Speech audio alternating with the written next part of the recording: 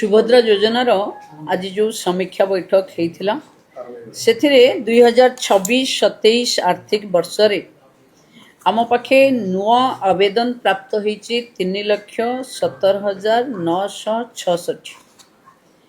ये समस्तंकर डीबीटी सक्रियकरण, e KYC, field inquiry, NPCI mapping, payment row file प्रस्तुति एवं बैंक समन्वय आदि कार्य अग्रगतिर आज पूरा समीक्षा होता।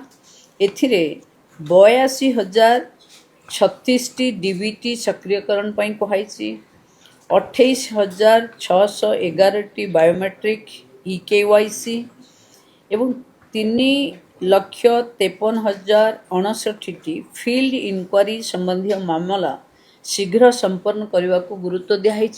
ये जो किस्ती मिलिबो हमर रक्षाबंधन रे अगस्त मासरे जो किस्ती मिलिबो ता पूर्वरु आकु सारिबा पई समस्त को कहा जाइछि।